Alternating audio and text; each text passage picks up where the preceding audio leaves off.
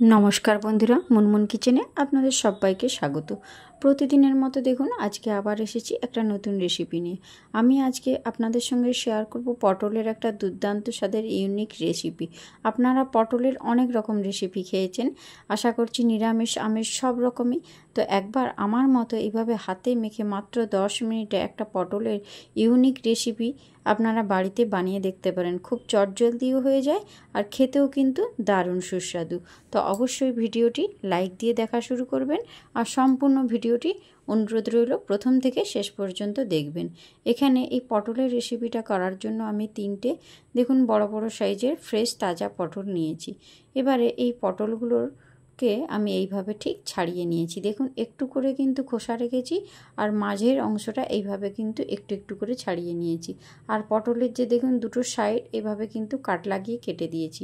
আর প্রতিটা পটলের গায়ে দেখুন এইভাবে কিন্তু খোসাটা ছাড়িয়ে একটু একটু করে খোসা রেখে দিয়েছি। এবারে এই পটলগুলোকে আমি কিন্তু একটু সুন্দর করে কেটে নেব। তো আমি কিভাবে কাটছি আপনারা লক্ষ্য করুন। প্রথমে এই পটলটাকে দুভাগ করে নিলাম, দুভাগ করার পর আবার তার মধ্যেখান দিয়ে আরেকটা ভাগ করে দিলাম। মোট 4টা কিন্তু ভাগ করে নিয়েছি। একই রকমভাবে দেখুন আমি বাকি যে পটলগুলো রয়েছে সেই সেম প্রসেসে কিন্তু 4টা করে ভাগ করে নিচ্ছি। প্রথমে মাঝখানে একটা ভাগ দিলাম, তারপর সাইডে আবার একটা ভাগ দিয়ে দিলাম। এইভাবে দেখুন 4টে করে কিন্তু পিস আমি এক একটা পটল থেকে বের করেছি। এইভাবে প্রত্যেকটা পটল কিন্তু আমি একই রকমভাবে ছাড়িয়ে নিয়েছি। আর এখানে দেখুন একটা প্লেটের মধ্যে সব পটলগুলোই রেখে দিয়েছি। আর পটলগুলো দেখছেন দেখতে কিন্তু ঠিক সরু সরু লম্বা লম্বা হয়েছে। তো এবারে এই পটলগুলোর মধ্যে আমি কিছু মশলা অ্যাড করব। তো কি মশলা সেটা অবশ্যই সঙ্গে থাকুন, তাহলে বুঝতে পারবেন বন্ধুরা। প্রথমে আমি দিয়ে দিচ্ছি স্বাদ মতো লবণ, আর তার মধ্যে আমি দিয়ে দেব হাফ চামচ মতো হলুদের গুঁড়ো, আর এর মধ্যে আমি দিয়ে দেব হাফ চামচ মতো ঝালের জন্য লঙ্কার গুঁড়ো, আর এখানে দেখুন একটু ধনে গুঁড়ো দিলাম হাফ চামচ। সমস্ত গুঁড়ো মশলাটা কিন্তু আমার এখন দেয়া হয়ে গিয়েছে। এবারে এর মধ্যে দিয়ে দিচ্ছি হাফ চামচ মতো জিরে গুঁড়ো, আর এবারে দেখুন এখানে দিচ্ছি একটু পেঁয়াজ বাটা। একটা বড় সাইজের পেঁয়াজকে কিন্তু আমি বেটে রেখেছিলাম, সেই পেঁয়াজ বাটাটা দিলাম। আর এখানে দিয়ে দিলাম একটু আদা আর রসুন বাটা। আর ঝালের জন্য দেখুন এখানে 3টে কাঁচা লঙ্কা নিয়েছি, আর একটা বড় সাইজের টমেটোকে এইভাবে দেখুন ঠিক লম্বা লম্বা করে কেটে নিয়েছি, আর সেই টমেটোটাও কিন্তু এর মধ্যে দিয়ে দিলাম। সব কিছু যখন দেয়া হয়ে গিয়েছে সবার শেষে ওপর থেকে আমি একটু কাঁচা সর্ষের তেল দিয়ে দিলাম। আর এই কাঁচা সর্ষের তেলটা দিলে কিন্তু এই রেসিপির স্বাদটা কিন্তু অনেকাংশে পাল্টে যাবে। আর সমস্ত কিছু দেওয়া হয়ে গেলে হাতের সাহায্যে খুব ভালো করে এবারে পটলগুলোকে আমি মেখে নেব। আর এই মাখানোর কাছেই কিন্তু রেসিপির স্বাদটা অনেকাংশে নির্ভর করবে। তার জন্য আপনারা যখন পটলটা মাখবেন খুব ধৈর্য ধরে পটলটা ভালো করে মেখে নেবেন। সমস্ত কিছু দিয়ে হাতের সাহায্যে এইভাবে মাখিয়ে একবার এই পটলের ইউনিক রেসিপিটা বানানোর জন্য অনুরোধ রইল। ছোট বড় সবাই কিন্তু আঙুল চেটে পুটে খাবে। একবার এইভাবে পটলের রেসিপিটা বানিয়ে দেখতে পারেন। তো এটাকে আমি ম্যারিনেট করে রেখে দিয়েছি 10 থেকে 15 মিনিট মতো। তো 10 থেকে 15 মিনিটের ওটা ম্যারিনেট করতে করতে আমি এখানে 1 চামচ বেসন প্রথমে একটা বাটির মধ্যে নিয়ে নিলাম, আবার দিয়ে দিলাম আরেক চামচ। মোট আমি 2 চামচ বেসন নিয়েছি। আর এই বেসনটাকে একটু ভালো করে একদম লো ফ্লেমে কিন্তু একটু বেসনটাকে ভেজে নেব। যতক্ষণ না বেসনের এই কাঁচা গন্ধটা চলে যাচ্ছে ততক্ষণ পর্যন্ত বেসনটাকে একটু ভালো করে ভেজে নিতে হবে। আর বেসনটা আমার কখন কাজে লাগবে সেটা আমি আপনাদেরকে অবশ্যই পরে জানিয়ে দেব। আর এই পর্যায়ে দেখুন বেসনটা কিন্তু সুন্দর ভাজা হয়ে গিয়েছে। আর বেসনটা যখন ভাজবেন বারবার আপনাদেরকে বলছি লো ফ্লেমে ভাজবেন, নাহলে কিন্তু তলায় পোড়া লেগে যেতে পারে। আর এই পর্যায়ে বেসনটা ভাজা হয়ে গিয়েছে, ওটাকে একটা সাইডে সরিয়ে রেখে দিয়েছি। আর এখন আমি গ্যাসের উপর একটা কড়াই বসিয়ে দিয়ে সামান্য পরিমাণ সর্ষের তেল দিয়ে দিয়েছি। আর তেলটা ভালো করে গরম হয়ে গেলে ওর মধ্যে দিয়ে দিলাম 1 চামচ মতো গোটা জিরে। আর জিরেটা যখন খুব সুন্দর লাল করে ভাজা হয়ে গিয়েছে, তখন একটা গোটা শুকনো লঙ্কাকে মাঝখান থেকে হাফ করে দিয়েছি আর ওই তেলের মধ্যে দিয়ে আবারও নেড়ে চেড়ে কিন্তু ভালো করে ভেজে নিচ্ছি। জিরে আর লঙ্কাটা ভালো করে ভাজা হয়ে গেছে বন্ধুরা, আর জিরে থেকে একটা সুন্দর গন্ধ ভেসে আসছে। এবারে আমি যে পটলটা ম্যারিনেট করে রেখেছিলাম 10 থেকে 15 মিনিট হয়ে গিয়েছে। এবার সমস্ত পটলটা ওই মশলা সহই কিন্তু আমি ওই কড়াইয়ের মধ্যে দিয়ে দিলাম। দেওয়ার পর এবারে খুব ভালো করে নাড়িয়ে চাড়িয়ে কিন্তু পটলটাকে একটু রান্না করে নেব। আর এখন যখন আমি যেহেতু সব মশলা সহ দিয়েছি, এখন হাই টু মিডিয়াম ফ্লেমে রেখে পটলটাকে ভালো করে কিন্তু কষিয়ে নিতে হবে।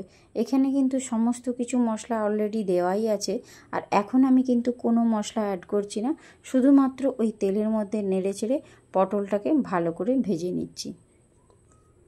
আর এখানে পটলটা যাতে সেদ্ধ হয়ে যায় নাড়িয়ে চাড়িয়ে গ্যাসের ফ্লেমটা একটু লো ফ্লেমে রেখে এটা ঢাকনা দিয়ে দিলাম। ঢাকনা দেওয়ার পর আবার কিছুক্ষণ পর আমি ঢাকনাটা খুলে আবারও কিন্তু নাড়িয়ে চাড়িয়ে নিচ্ছি। আর এখন দেখুন পটল থেকে কিন্তু অনেকটা পরিমাণ জল বেরিয়েছে, আর এইভাবে কষতে কষতে কিন্তু আবারও অনেক জল বেরিয়ে যাবে আর পটলটা সুন্দর করে সুসেদ্ধ হয়ে যাবে। আর আমি যে মশলাগুলো দিয়েছি সেগুলোও কিন্তু নাড়তে নাড়তে সুন্দর করে কষানো হয়ে যাবে। আর এখন দেখুন গ্যাসের ফ্লেমটা লো ফ্লেমে রেখে আমি কিন্তু বারে বারে ঢাকনা দিয়ে পটলটাকে মশলা সহ কষিয়ে নিচ্ছি। তাহলে আমার একসঙ্গে দুটো কাজ হবে, পটলটাও কিন্তু কষানো হবে আর মশলাটাও কষানো হবে। তো একবার এইভাবে পটলটা বানিয়ে দেখবেন বন্ধুরা, খেতে কিন্তু দারুণ লাগে আর একদম খুব কম সময়েই এই পটলটা আপনারা চটজলদি বানিয়ে নিতে পারবেন। অনেকেই আছে যারা পটল খেতে পছন্দ করে না, তারাও কিন্তু আঙুল চেটে পুটে খাবে, বিশেষ করে বাচ্চারা আঙুল চেটে পুটে এই পটলের রেসিপিটা খাবে। তো এভাবে দেখুন ঢাকনা দিয়ে দিয়ে আমি সুন্দর করে কিন্তু পটলটা কুক করে নিয়েছি। আর এখন দেখুন পটলটা কিন্তু অনেক অংশে সুসেদ্ধ হয়ে গিয়েছে আর পটলটা কিন্তু অনেক সুন্দর ভাজা ভাজাও হয়ে গিয়েছে। আর পটল থেকে দেখুন যে জলটা বেরিয়েছিল সেটা কিন্তু এখন অলরেডি কমে গিয়েছে। এবারে আমি এখানে পরিমাপ করে একটা ছোট বাটির 1 বাটি এখানে জল দিয়েছি, আর ওই জলটা আগে থেকেই আমি কিন্তু গ্যাসের উপর বসিয়ে গরম করে নিয়েছিলাম। একেবারে ঠান্ডা জলটা দেবেন না, ঠান্ডা জলটা দিলে কিন্তু পটলের স্বাদটা নষ্ট হয়ে যাবে। একটু উষ্ণ গরম জল কিন্তু আগে থেকে বানিয়ে রাখবেন আর ওর মধ্যে দিয়ে দিবেন। এবারে ঢাকনা দিয়ে আমি এটাকে একটু কুক করে নেব, তাতে পটলটা সুন্দর সুসেদ্ধ হয়ে যাবে। কিছুক্ষণ পর আমি ফিরে আসছি, এই 5 মিনিট ধরুন। ফিরে আসার পর দেখুন পটলটা কিন্তু অনেক সুন্দর সেদ্ধ হয়ে গিয়েছে আর পটলের যে কালারটা সেটাও কিন্তু অনেকটা চেঞ্জ হয়ে গিয়েছে। আর পটলটাকে আমি একটু নাড়িয়ে চাড়িয়ে নিলাম ওপর থেকে। এবারে যে বেসনটা আমি ভেজে রেখেছিলাম লাল লাল করে, সেই বেসনটা আমি ওপর থেকে কিন্তু দিয়ে দিলাম। বেসনটা দেওয়ার পর এবারে একটা খুন্তি দিয়ে ভালো করে নাড়িয়ে চাড়িয়ে ওই পটলের মধ্যে মিশিয়ে নেব। একবার এইভাবে বানিয়ে দেখতে পারেন বন্ধুরা, খেতে কিন্তু দারুণ লাগে। আর এইভাবে দেখুন বেসনটা দেওয়ার পর নাড়িয়ে চাড়িয়ে নিলে এই যে গ্রেভিটা রয়েছে কিন্তু অনেকটা সুন্দর ঘন হয়ে যাবে আর খেতেও কিন্তু দারুণ লাগবে। তো দেখুন বন্ধুরা, যে বেসনটা আমি দিয়েছিলাম সেই বেসনটা দেওয়ার পর গ্রেভিটা কতটা সুন্দর ঘনত্ব হয়েছে। আর আপনারা গ্রেভিটা কতটা রাখবেন সেই অনুযায়ী কিন্তু জলটা একটু পরিমাপ করে দেবেন। আমি এখানে বেশি গ্রেভি রাখবো না, তার জন্য একটা ছোট বাটির 1 বাটি কিন্তু জল দিয়েছিলাম। আর এটাকে দেখুন বেসনটা দেওয়ার পর 5 থেকে 6 মিনিট মতো এইভাবে একটু ফুটিয়ে নেবেন। আর এখন দেখুন আমি গ্যাসের ফ্লেমটা টোটালি বন্ধ করে দিয়েছি। কালারটা কতটা সুন্দর হয়েছে, খেতেও কিন্তু অসাধারণ হয়েছে। একবার এইভাবে পটলের রেসিপিটা বানানোর জন্য অনুরোধ রইল। মাত্র 10 মিনিটেই একদম চটজলদি ইউনিক স্টাইলের একটা পটলের রেসিপি আপনাদের সঙ্গে শেয়ার করলাম। আর গরম গরম ভাতের সঙ্গে তো একেবারে জমে যাবে। একটা প্লেটের মধ্যে আমি গরম গরম সার্ভ করে নিচ্ছি বন্ধুরা।